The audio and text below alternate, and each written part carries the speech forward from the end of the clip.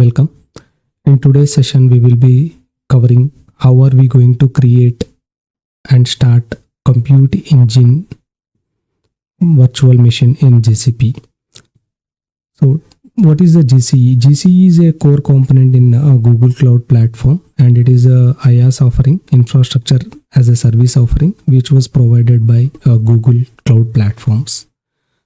So we have a different services like Compute Engine, Kubernetes, Cloud Storage, BigQuery. So out of which Compute Engine is especially used to create virtual machines. So using these virtual machines, we can try to deploy the websites and web applications. We can host the web applications, and also we can perform the data processing and analytic operations. So it is easily integrated with other services like BigQuery, Cloud Storage, and many more API services. So let's jump into the creation of a virtual machine in GCP. So we have different ways we can create Compute Engine. So this is one way to create a Compute Engine. Go to the Computing Engine and virtual machine. Directly we can select this VM instances. If you are not pinning this option, so go to view all products. Compute Engine will falls under the compute categories. Under the compute categories, we can click on Compute Engine. So from here also we can go navigate and we can create a instance. And the third approach is we can go to the search icon and we can simply go to the search results Compute Engine. It will navigate to the same URL. Let's create an instance. So when we click on a create instance, usually the Compute Engine API must enabled. So I already enabled it. So for second time it will not visible. This is a Compute Engine virtual machine creation instance. So we have a couple of categories in left side. In older versions, the UI screen is much different. So in newer version, so we are seeing options like machine configuration, OS and storage, networking, security, advanced features. So let's create a virtual machine. To create a virtual machine, so we have a different ways. Like we can create a template. It is a kind of a blueprint, and we will create a blueprint, and that template we will attach it to the virtual machine. This is one way. And if we have a custom machine images, we can directly attach that to the VM. So that is the second approach. And the third is like there are some templates which will be available in marketplace, which was provided by Google. So from there also we can try to create a virtual machines. So right now we are creating a simple virtual machine directly, a single instance virtual machine. So let's create one virtual machine with demo-VM1. And moving to the region, so currently I am residing near to Mumbai location. So I will be selecting Asia South 1 Mumbai, and zone we can select anything. So right now I am selecting Asia South 1A. Coming to machine types, we have a different machine types: general purpose, compute optimized, memory optimized, storage optimized, and GPU. When we are moving from left to right, the charges will be incurred more. When this is a low cost machine E2, which will be using for general purpose. This is a machine type for common workloads, and whenever it is a kind of a cost effective. When it right now, if you see the estimation, it is $30 per month. When we move and if we want to select this compute optimized, these are the high performance compute workloads which used for the performance intensive workloads with high performance per core.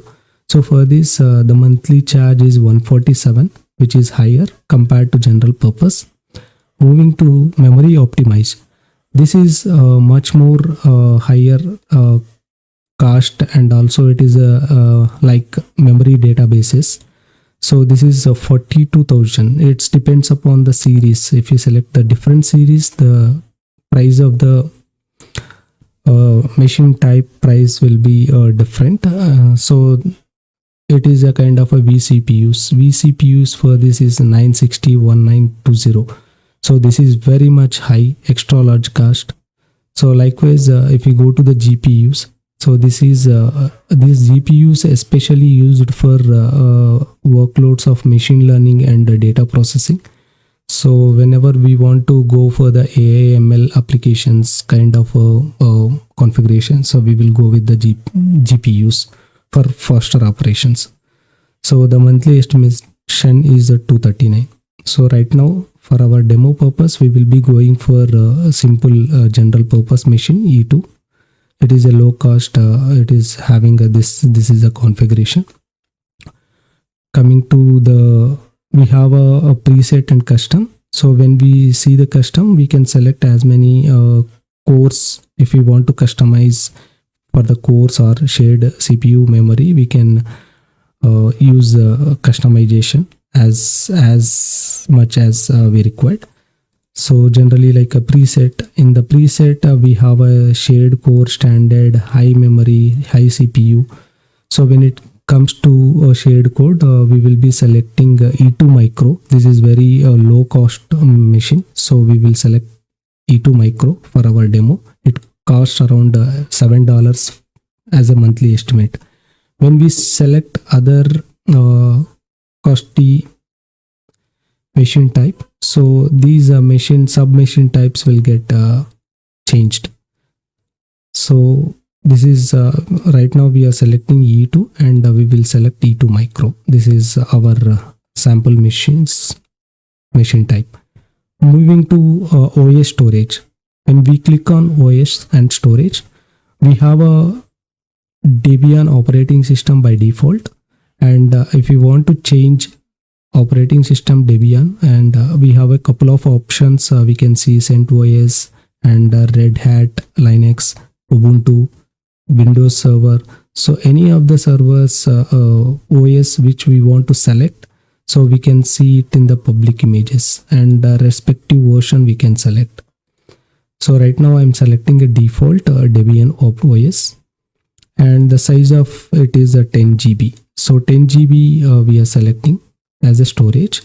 Similarly, if we have a custom images, which when we working on premise, we have a custom images, so we can upload those images and we can attach here. So that is how, like if we have a snapshots to be taken, we can take it, and existing disk. These are the couple of options for the boot disk. Right now we are keeping as a default, and if you want to add any disk or if you want to attach any existing disk, we can do that. Similarly, moving to the next category, networking.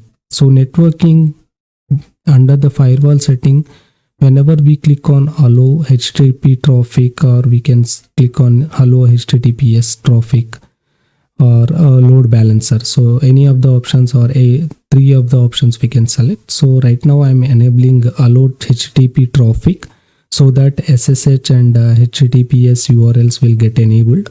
So once we install the Apache server in virtual machine, we can see the URL will get enabled. So that's the reason I'm just enabling allow HTTP traffic.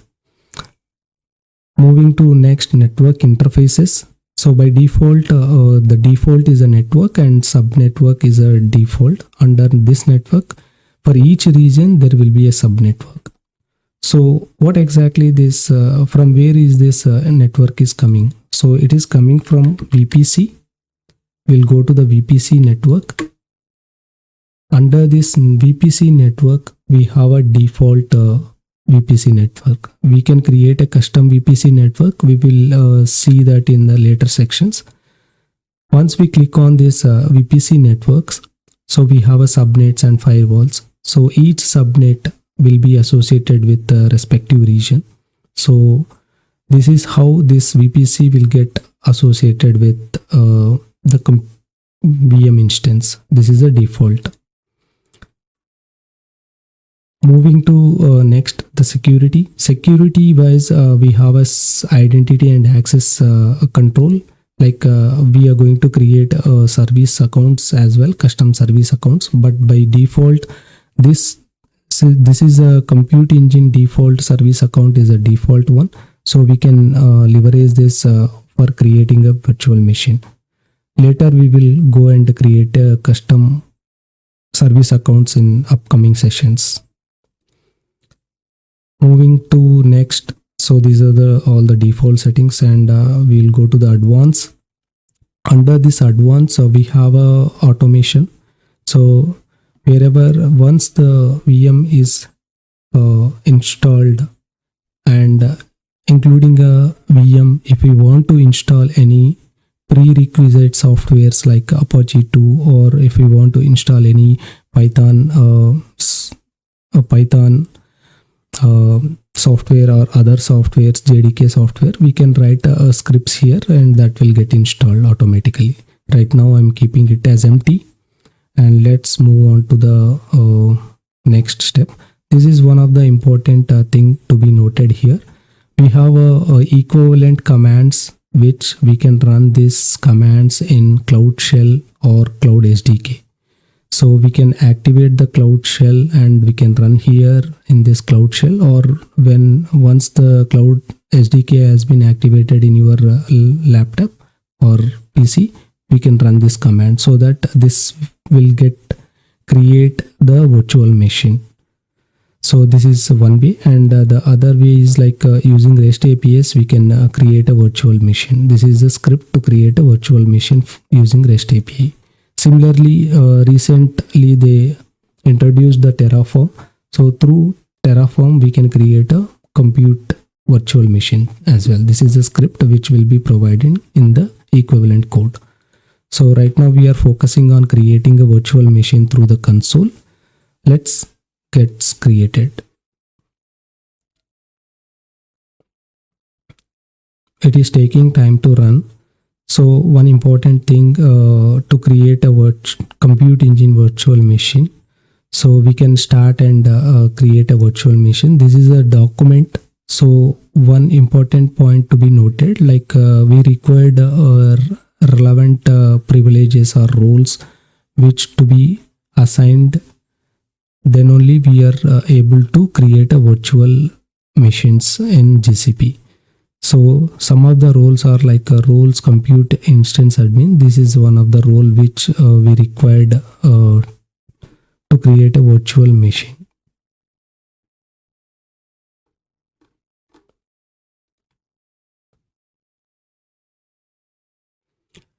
Yes, virtual machine is successfully got installed. Now we can see the internal IP and external IP. So right now we are having, like, let's open this external IP. When we open this, it will take us to the HTTP. When we try to search here, this cannot provide any server. It will not provide any web server. So for installing Apache web server, we will connect to the SSH. Let's open the SSH. Under this virtual machine, select authorize.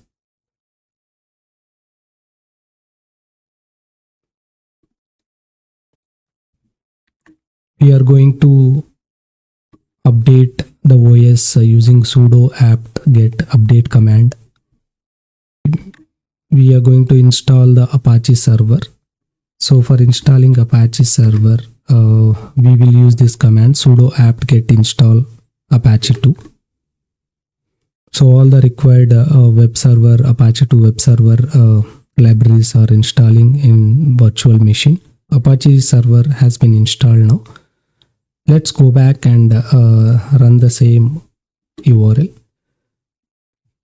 Yeah, it works successfully. This Apache 2 Debian server web server has been installed. Now we can deploy our web applications or HTML, JavaScript, any of the files we can install in this virtual machine, and we can do the deployments further.